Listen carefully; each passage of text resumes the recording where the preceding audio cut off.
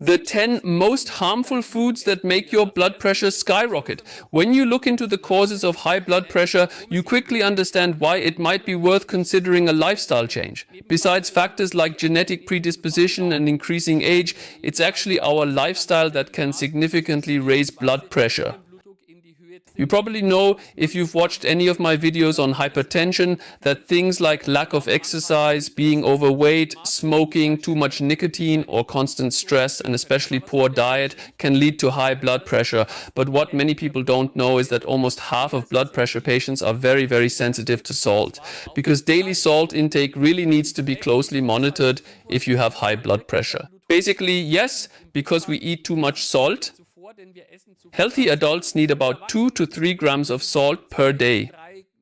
Overall, salt intake should not exceed 6 grams per day, but most people in Germany and elsewhere in the world, like Canada and the USA, consume almost double that amount, up to 10 grams, but salt is healthy. I often read in the comments under my YouTube videos, and they say it's all nonsense and it's really easy. One option to consider is utilizing Himalayan salt, for instance, which might seem like a solution to your predicament. However, this notion is misleading. It stems from a significant misunderstanding perpetuated by an individual from southern Germany during the 1990s. The sodium levels in Himalayan salt or sea salt are comparable to those in regular table salt. Admittedly, it contains additional minerals. Nevertheless, this variance does not warrant consuming a substantial glass of concentrated salt water derived from Himalayan salt at the start of each day. That's really way too much of a good thing, hoping that it will cure all diseases. The opposite will be true.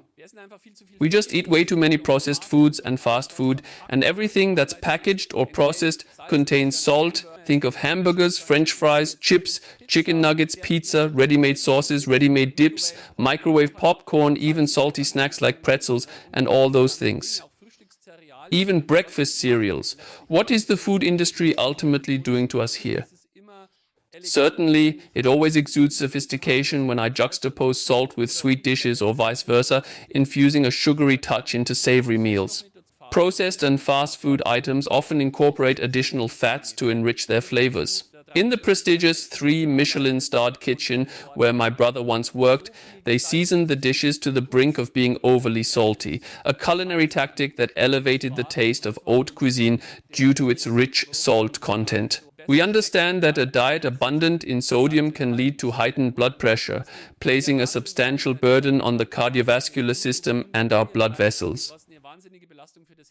This prolonged exposure may result in the hardening or narrowing of blood vessels, significantly escalating the risks of heart attacks, strokes, and heart failure.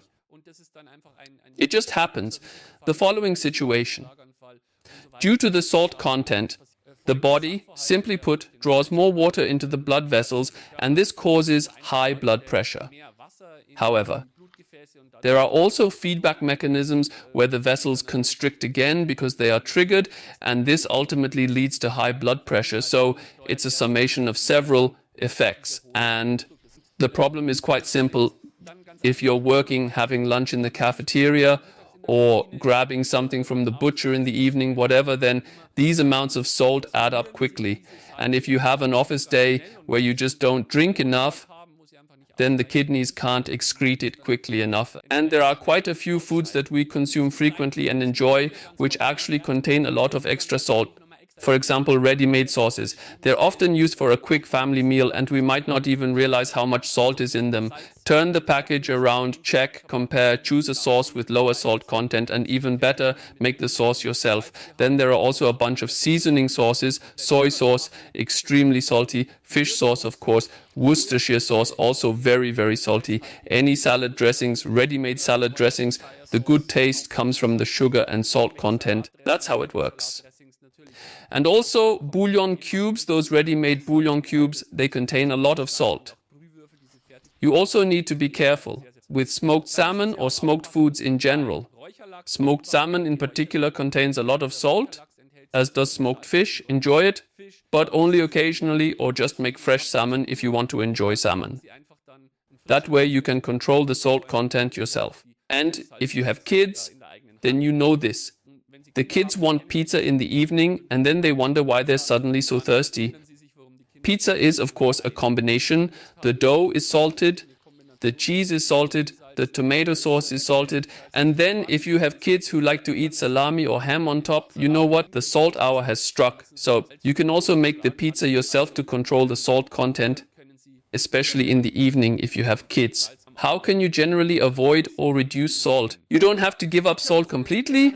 Just use fresh ingredients instead of processed foods.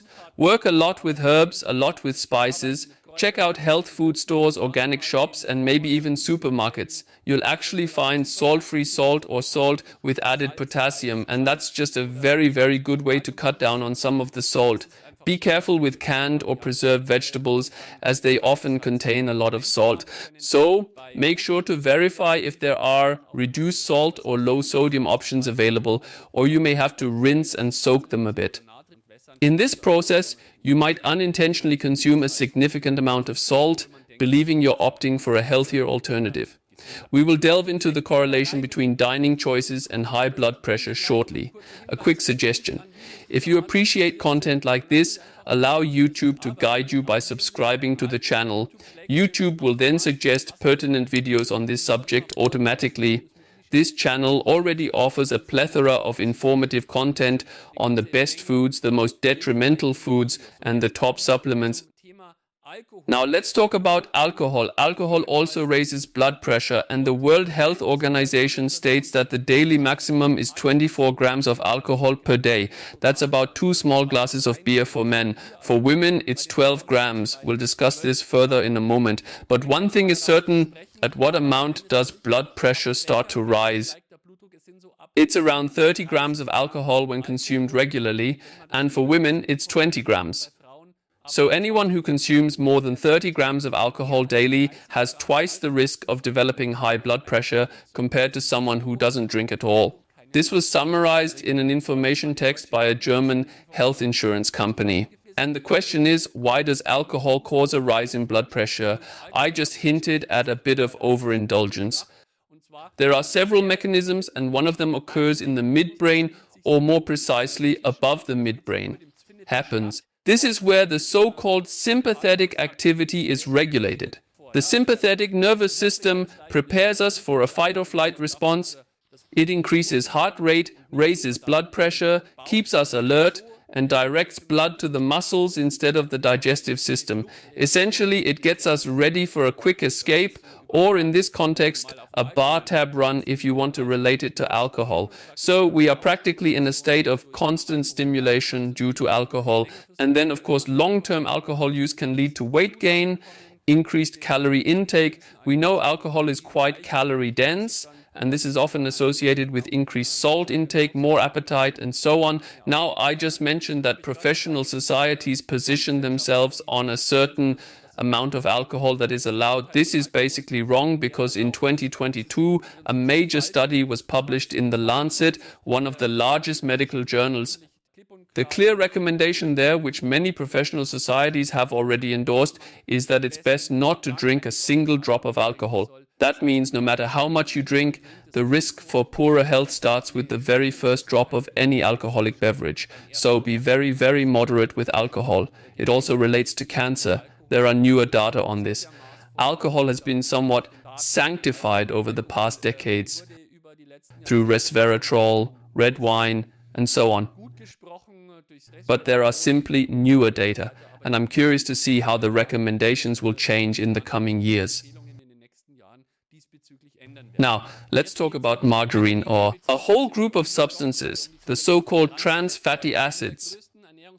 These trans fatty acids are one of the biggest dietary causes of cardiovascular diseases, like high blood pressure, stroke, and heart attack. And this is a big problem of our time, because trans fatty acids are very, very convenient for the industry. You can do a lot with them. They have a long shelf life.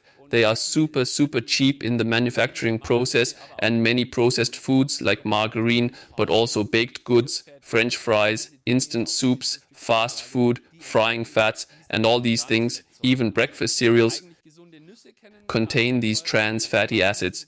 Even supposedly healthy nuts can contain trans fatty acids. When they are roasted with hydrogenated or partially hydrogenated fats, we essentially turn the good peanut back into something bad. And the problem is to some extent that there are also good trans fatty acids, if you will. So there are trans fatty acids in their natural form, which we find in the stomachs of ruminants. So we find them in meat, milk, butter, and the like. But here, unsaturated fatty acids can be converted into trans fats. But this is less concerning than these artificially hardened fats. So when we talk about trans fats, we must, for the sake of completeness, mention that we are actually referring to these industrially produced trans fatty acids. And you can imagine that the good fatty acids are very, very complex, and the elasticity of our blood vessels is characterized by a certain elasticity.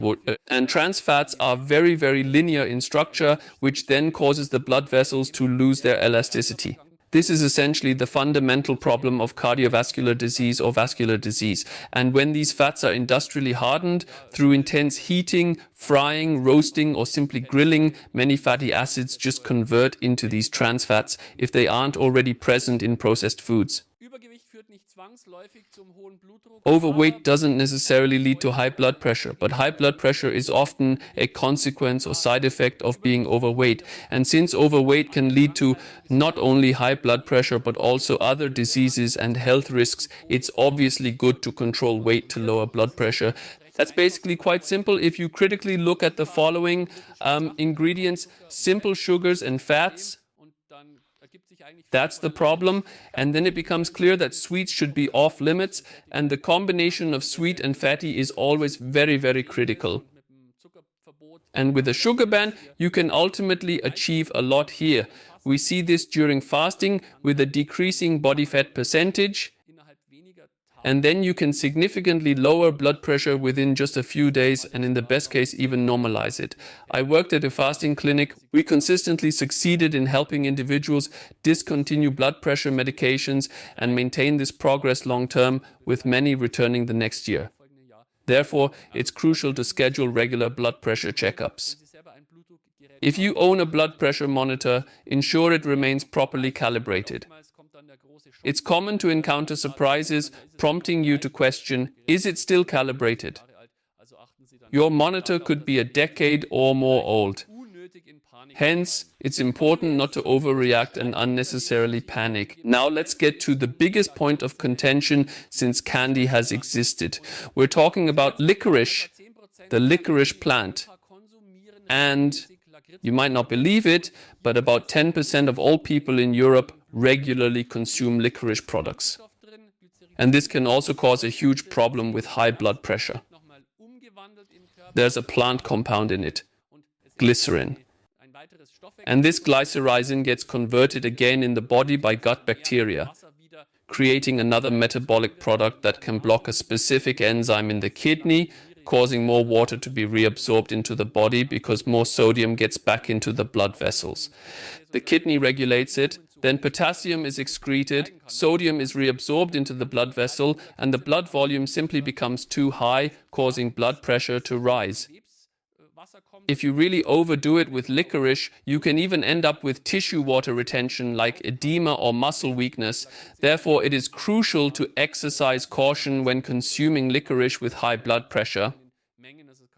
It is advisable to either avoid it altogether or consume it occasionally or in very small amounts. Excessive intake can lead to neurological issues or paralysis. Hence, the primary concern is high blood pressure. Remember, if you have hypertension, it is best to steer clear of licorice. Do you like grilling? Then hold on tight. This is about a study from the Harvard School of Public Health, which found a link between consuming highly heated meat, like well-done or grilled meat and fish, and an increased risk of high blood pressure. This research team examined over 104,000 American adults across 3 long-term studies. The results were even presented at the American Heart Association. Here's what they found. All participants in the study ate meat and were healthy at the start of the study. They neither suffered from high blood pressure nor had heart disease, diabetes, or cancer.